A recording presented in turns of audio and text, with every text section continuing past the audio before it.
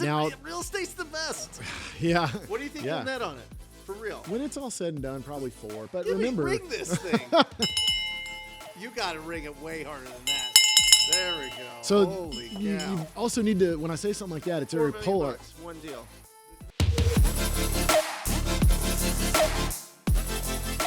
Welcome to the Wholesaling Inc. podcast. Logan Fulmer, how are you? Great. It's good to be here. Yeah, well, listen, I want to do big deals. Big deals. So how do I do that? Figure out how to pay for them. Okay. Figure out how to get them at a really good discount, because that means you have to come up with less money to pay for it. Sure. And you got more safety.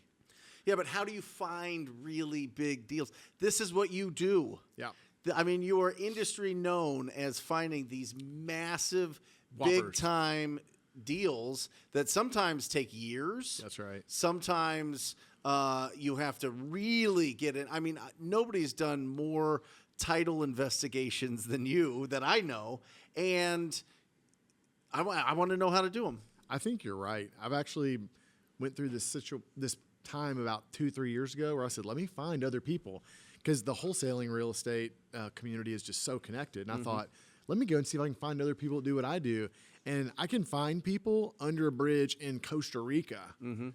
I can only find about half a dozen people that do what I do in the United States with any level of proficiency. Right. It was really surprising. There are a lot of people that do onesies and twosies, but yeah, so your question, how to find them, you know, in my office, my life, it's opportunity through distress. Sure. So if you want to find the big deals, you've got to find the distress. You know how they say, follow the money, follow the distress, and you'll find what it's attached to. Right. And if you want what it's attached to, and you can fix that problem, then you'll get a $2.5 million apartment complex for $1 million. You'll get a $3.5 million warehouse for 1.5. You'll get $3 million worth of land for $1 million. You'll get $1.5 million tract of land for $250,000. You get a $250,000 property for $30,000. And these are your deals. They're my This deals. is what we're talking about. I'm paying for them. Right. I'm taking them down. 90% of the time, my wife is my agent, and I have some commercial agents, just dump them on MLS and sell them. Yeah, But sure. about 1 in 10, 1 in 15, I say it's an asset that I like in a location I like, or it's a good time where I have the availability to buy more stuff. So then I'll put it in the portfolio and it becomes mine. So you live in San Antonio. Are these deals in Texas then? Only Texas. Only Texas. Why? You know, I started in San Antonio on the east side. I understood it. That's where I learned to do messy deals on these really small $50,000 tracts of land.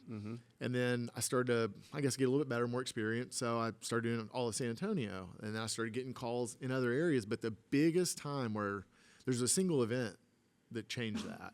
I was doing the same deals I'd buy for $10,000, sell for $50,000, like rapidly on East San Antonio.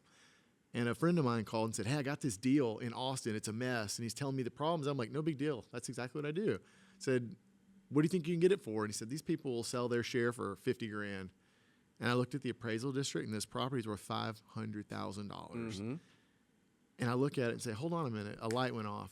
We're doing the same work down here in San Antonio for $50,000. We can do it for $500,000 in Austin. And the safety level on the deals, the margin of safety and the protection is so great, because you're buying a $500,000 piece of land for $50,000, $100,000. I don't need to go see it. I can screw up so bad. It can be smaller than I thought it was. It might not have a house, and I thought it had a house. Doesn't matter. I'm still in the money. So I didn't even go to Austin to look at that tract. I bought it. I still have never even actually been there. And when that event happened, I thought, Houston, Austin, Dallas, San Antonio, let's go. Doesn't matter. Right. Right. So did you always start with big pieces of land and commercial? I mean, these are big ticket items. You know what I mean? Right. Like these are highly priced properties. Yeah. Did you start with that? So the reason I started with the small stuff in the beginning, because that's all the money I had. I could buy a lot for $10,000, for $5,000, because I had that much. But you were just attracted to land. No, it was just the cheapest property. So when I was working in the oil field, I was saving cash. Okay. And I wanted to be an investor. So I didn't know what that meant yet, but I could find these cheap properties on the east side of San Antonio. Right. 2014, 15 range. And I remember thinking, I can buy this for $5,000 or $10,000. And the houses were more expensive than the lots. Sure. So I thought, well, I can afford more of the lots.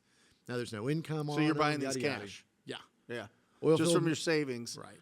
From what were you doing at the oil field? So I was project management, pipeline and facility construction management. Okay. So you weren't. I wasn't a roughneck. A Everybody's story's like roughneck to rich. That ain't me, man. I was like wearing some nice clean boots on a job site. Was in a your job family trailer. from? No, Oil? dad was a CPA, mom was a realtor. Got it. But when I got out of college, I tried all these different things, and nothing really stuck for me. And a buddy called and said, "Come out here." And he's like, "Man, idiots make $100,000 out here." And at the time, I felt like an idiot, and I could make $100,000. So I'm like, "Let's go there." Yeah. And then you were just taking and putting it into land and flipping the land. Right. So after a couple years, that was a time, which something you brought up earlier. The reason I came to Phoenix, I was blowing through my inheritance early on, and when I got to the point where I ran out of all that, and I was How much inheritance? just under $1 million. Oh. Yeah. Okay. Right. So mom and dad did all right. Grandparents. Grandparents. Did all right. Grandparents. What'd they do? So farmers. So this is the sad part, man. That was like generations of farmland. Yeah. Grandparents died. Father had already just passed away recently. So the money comes straight to us. It was dad's side. And how old were you? 25, 26. Oh no. Right. So in that point, They gave you $1 million? yeah. Oh my So gosh. between me, my brother and sister, it was just buy whatever we wanted. That was Sure. really bad choice. But at that point, I got to the point where I'd spent down. When I came out here, I only had 25 grand left. You and I spent thought- $975,000. And that was enough. Yeah, and that's enough where I thought I was going to start a business and live for, like, that's how delusional I was. But the point is, when I left here, I went back, was trying to figure my way around Central Texas, and a buddy of mine called and said, "Come to the oil field." Sure. Right after I'd sobered up, and I get out there working, and I'm like working my ass off. And 100 grand is more than I ever earned. But I'm looking at this saying, dude, it's going to take me 10 years, maybe 15 after taxes to save what I just burned in 3. Mm-hmm. I realized, like, I'm finally sober. I can't keep doing this. I got to save. So I work really hard, and I was a miser at that point.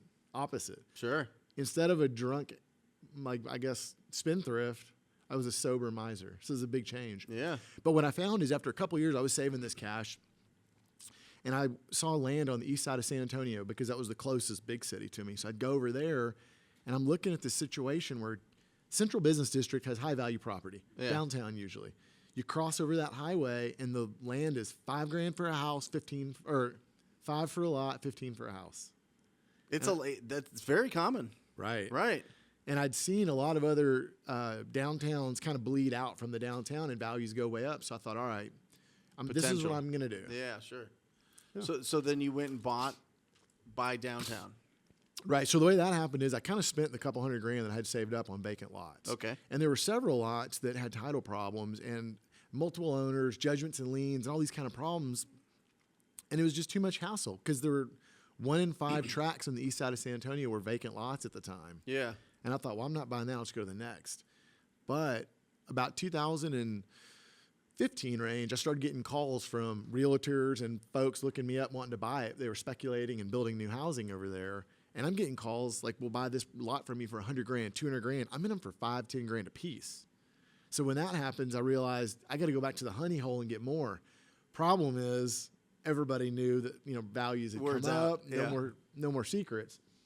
So I recalled a couple of the properties that had major title problems, and one of the last ones I bought, and I didn't realize the problem existed until I tried to go sell it, is that I bought one of 8 deeds. And I didn't get title insurance. I got sloppy at the end because I'm paying all these title fees. It's slow. And I had a couple people say, "Just give me the money now." Fine. I meet him in a lawyer's office, give him the money. And this particular property is one of 9 deeds. So I went through this process over that summer of hiring a lawyer, tracking down the other owners, clearing up the issues. There were judgments and liens. Like, man, I got like a master's degree in curative title work that summer that I'd spent $300 an hour to get. But after I learned how to fix that, then I said, okay, let me go back over there to the east side and try to buy more of these discounted properties. And I looked for the problems. Mm-hmm. Curative title. Yeah. This is where you're the master. I would say You that's are. my competency. Yeah. Yeah. And so you're looking for opportunities where maybe the property owner has tried to sell it, but they can't. More often than not, that is the case. Really, I'm looking for something that has a big problem, whether they know or don't know. But if they already know, can you search for title issues? that's right, you can. And if you know what to look for. and then go and this is what you do though. Yeah. This is where. Oh. Okay, now we're getting into this. This is really exciting. So you can go and search out the problems, and because you've had experience unraveling these knots, Right. that's where you make these big deals. That's the only way you're going to get this kind of discount. The markets are hot. Everybody knows about Yes. real estate. They've been watching you on YouTube telling them come buy property. Thank you. No, you're good at it. You get the word out, and guys, just like you've been now doing it for 10 years. Sure. There ain't no secret. Right. But of all the time that I've spent, there are a lot of unique ways to search for property with distress, but the common thread I find in almost all of them is they're behind on their taxes. Mm-hmm. So if you don't want to get complicated, learn a bunch of unique searching methods, you can go pull the delinquent tax list and start marketing to them. When you have a small... What do you mean marketing to them?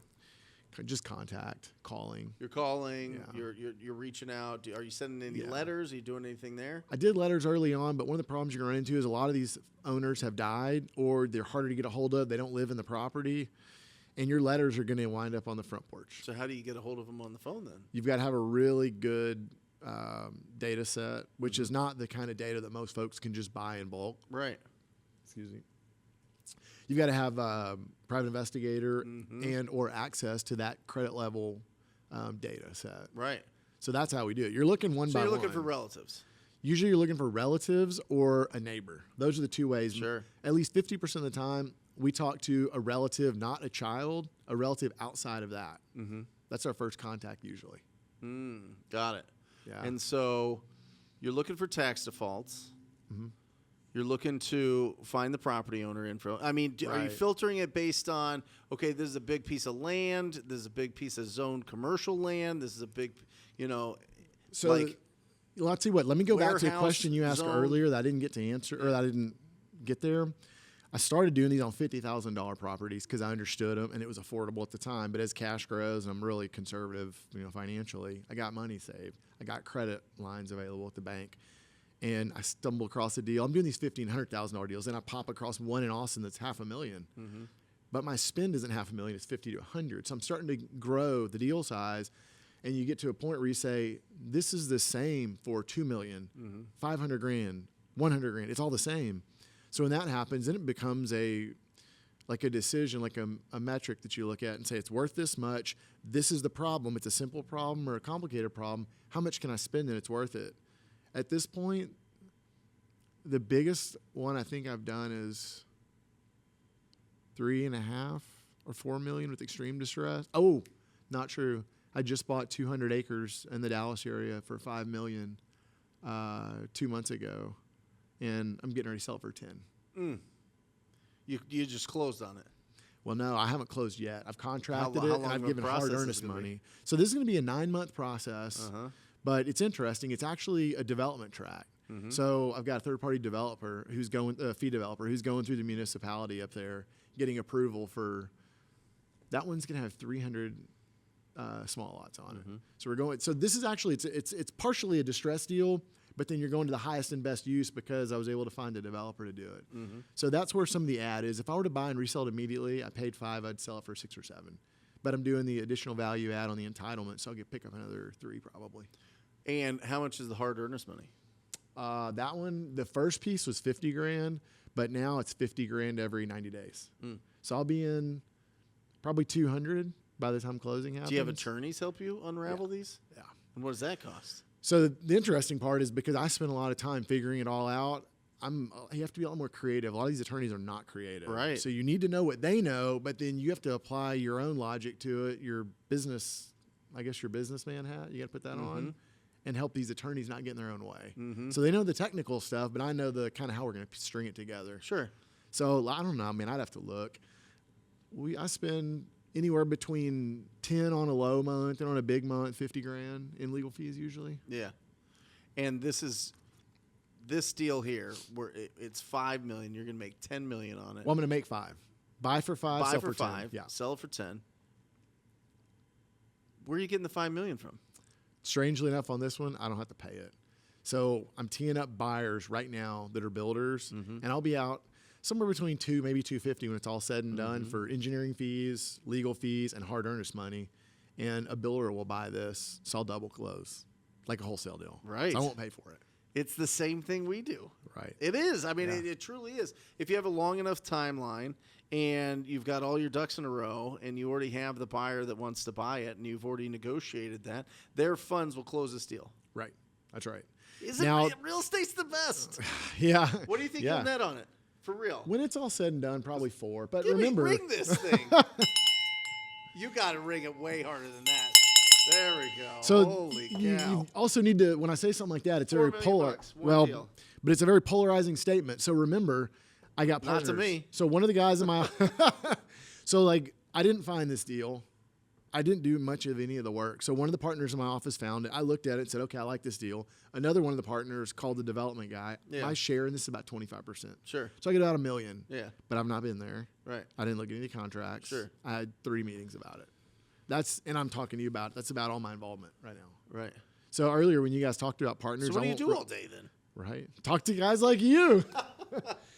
No, most of my time is spent doing strategy work. Got it. We have a lot of litigation going on. I probably have 24 lawsuits at the moment. So most of my day is spent with attorneys figuring out how we're going to handle a case, what's next, is it time to settle. What do you mean lawsuits? Like people are coming after you, or you're going to?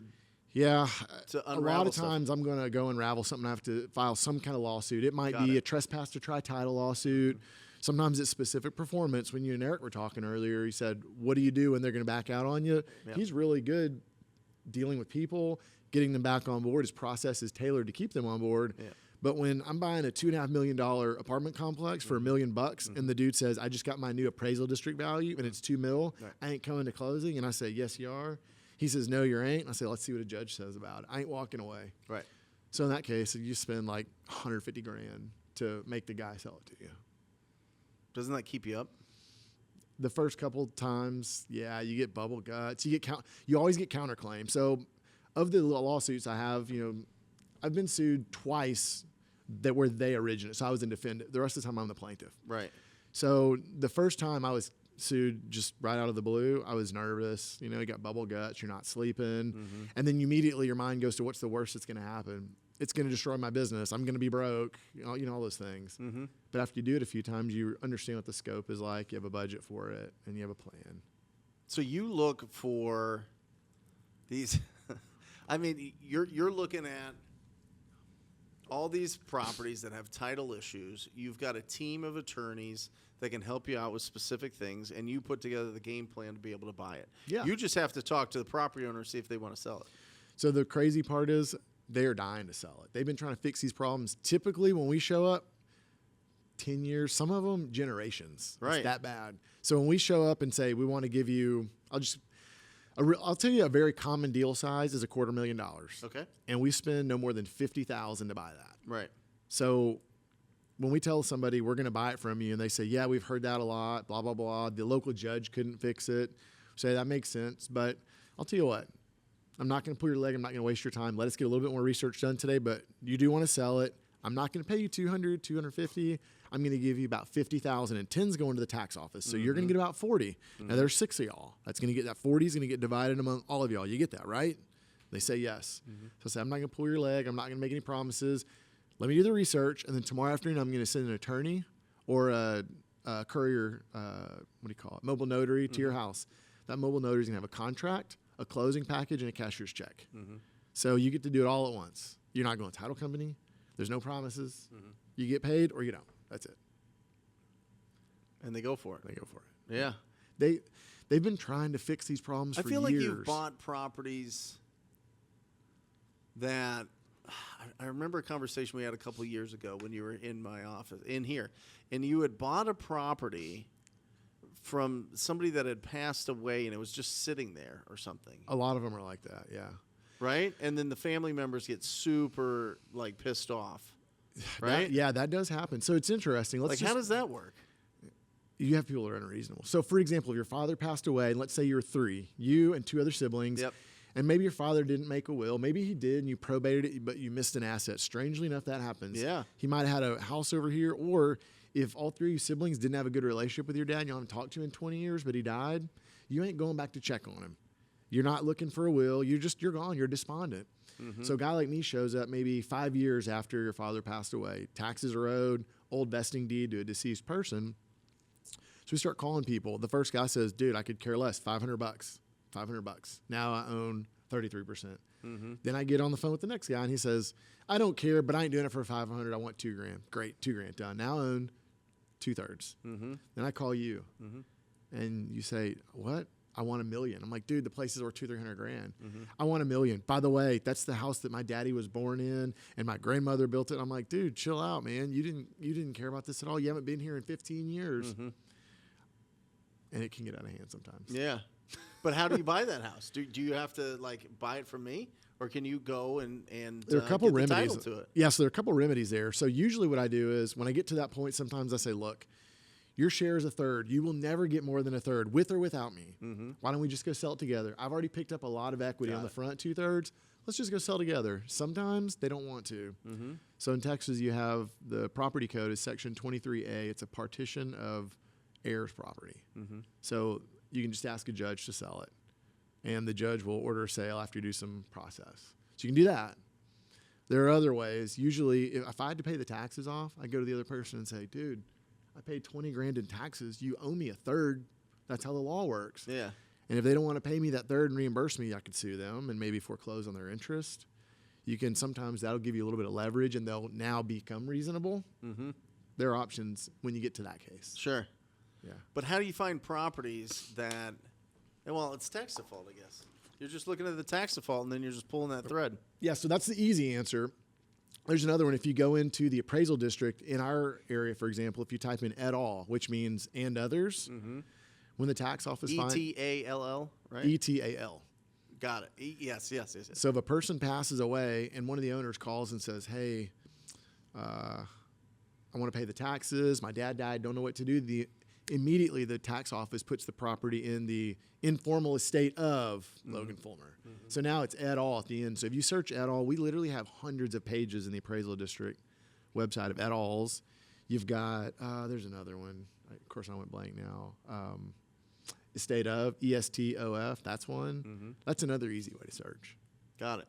So if people find this and they're listening to this podcast or watching this podcast and they want your help, do people bring deals to you to unravel? Probably a quarter, maybe a third of my deals are JV deals. People really? They just can't. They're like, listen, I don't know who owns this property. I don't know how to get this If they tell me that, I say, dude, there are tens of thousands of properties like that. I ain't got time to look for everyone. We have a process and a system to look for the high value with the most distress in the big MSAs in Texas. That's what we're looking for. Right.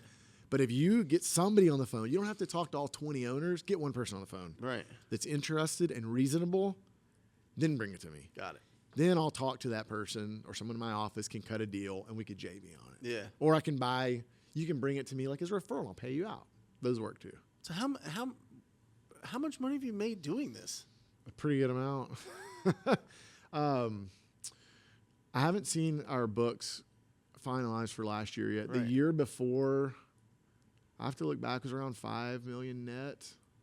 And this is just a few deals? Well, no. Instead of doing 180? Yeah, there's volume. Or 112? And you're talking, usually between the 1 to 200 annual transaction range. Right. So that can be skewed sometimes because every once in a while we'll get into one that's not as complicated as we thought. Sure. And we'll say, look, I don't really want this. My wife will go list it on the market. It's simple, and these people are going to be reasonable and pay her a really big realtor fee. Not 3%. They might pay her like a 10% fee. Right. In that case, we'll divert it off to the MLS, and my wife will sell it, and we'll do a small fix for them. But she'll get a 10% listing fee. Sure.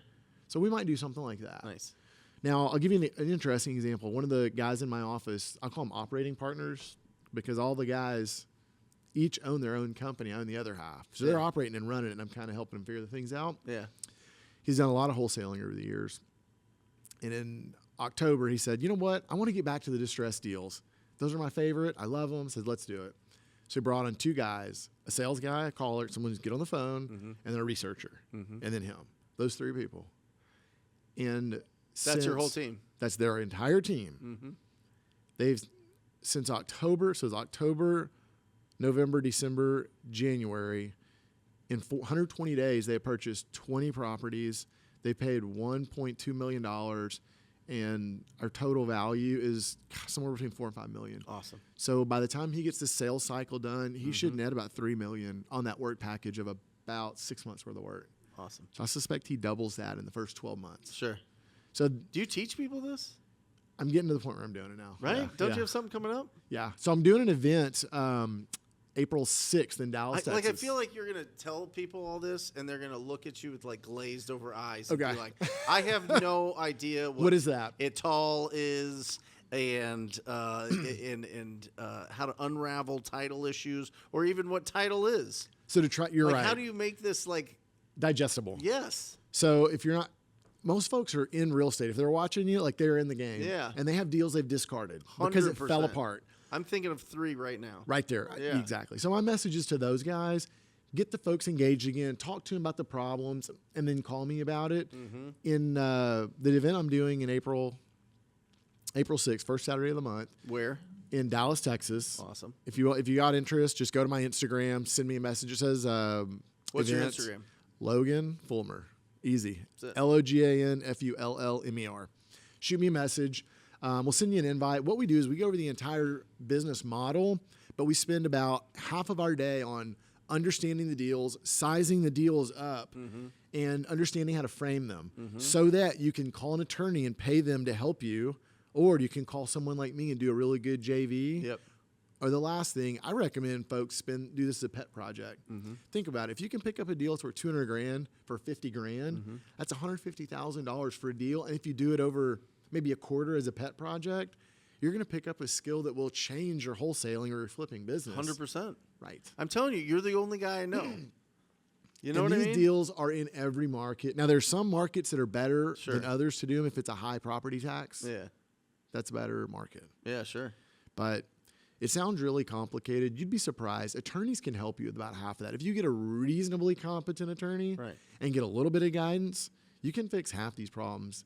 But you just have to say, I'm willing to spend the $5 or $10,000 with an attorney to get him to help me do it, and not run away from that part. People get so scared of attorneys. I think of like Dude, you're making money. Drop 5 G's and try to learn something. Who attorneys are like cares? mentors. You know what I mean? They'll literally walk you through the whole thing, show you the whole thing. They'll be like, oh yeah, we need to do this, this, this, and this, which would have taken you like a bazillion hours to figure out. try to figure out. Right? So the And most it's like important. people are like, oh, I don't want to spend money on an attorney. Like an attorney's your coach. Like an attorney's a Dude, mentor. you're An making attorney's going to tell you money. like this specific thing, and if you get really good at this specific thing, you can make millions. Right. Yeah. You just spent $5,000 on leads. People are making hundreds of thousands, millions of dollars a year in Sure. our business, and they won't drop 5 or 10 grand on an attorney. Who gives Right. a shit? Right. You're going to learn something. It's going to be worth it, even if you don't finish the deal. Right. Well, and I think a lot of people just go, oh, attorney handle that. And then they're just like, yeah, it got done, whatever. You know, and they don't ask the probing questions of how did it get done? So you know what I mean? one of the how reasons- do I recognize more things like this? What is the commonality here? That's What's it. the avatar of this property owner or property that I can go and really, search for? That's it. So I decided this year to start putting together a community, Yeah. do some events Awesome. that helps educate folks enough to where they understand what the flavor is, and you can bring it into the group. Guys like me will partner with you on it. There are other people. I'm not trying to take every deal, man. Yeah. I'm trying to make deals work more for more people. Sure. There are other people in the groups that will connect. I don't even get a piece of the action. But, dude, you it. drive down the street, I guarantee you there are deals on this street right now that I could pick out within 15 minutes, the street, that have these problems. Yeah. You know it. Yeah. Awesome. Guys, if you're interested in that, go to Logan's Instagram, right? Just your name. Yeah, come see me on Logan Instagram. Fulmer. Yeah. And what, you got like all the details of what's going on? And You know, I do like a lot of guys. I spend a lot of time yapping about something unique on this deal. I'll do a case study, a webinar. I try my best to get the information out, but if you pay attention to a person's channel long enough, you start to understand what's happening. Example, I always watch Eric's. He was in here earlier. Yep. And I have a really good understanding of what's happening in his business, what Sure. his competency is. And I've learned a lot for our wholesaling business by watching his Dadgum Instagram page. Come do that with me. It's simple and free. awesome. Who the heck were your grandparents? Why were they so rich? Dude, they weren't. They were farmers that they had land become more valuable. My Right. grandparents didn't have big money. They had a farm. How much land? Wasn't a lot. It's 150 acres. It was in prime farmland in Iowa. Okay. And this was multiple generations of How many inheritance. generations? 3 generations of inheritance. Really? Yeah. Just passed down. And then your parents are like, yeah, no, I'm going to be a CPA Yeah. My and a dad. realtor. Yeah, yeah. And just give my these mom's crazy side of the kids family- $1 million. My when mom's they're side of the in their family didn't have a mid-20s. lot. Yeah, yeah. Wow. Well, it wasn't planned like that. My dad was supposed to he was expected to live longer. My dad passed away. So before Yeah, my I grandmother, get it. so it skipped a generation that Sure. way. If my dad would have got it, he was not good with money. I Right. probably wouldn't have gotten a nickel. Really? Yeah. Yeah. Well, It kind of all ended up the same. Yeah, well, actually, who gets to blow it, me or Dad? Yeah, that's it. But I'm going to tell you what, I had fun doing it, But though. I think you go through that, though, and it turns you into something else. I mean, listen, I came out of the chutes at 22 and just went bananas and did really, really, really well, relatively, and lost it all.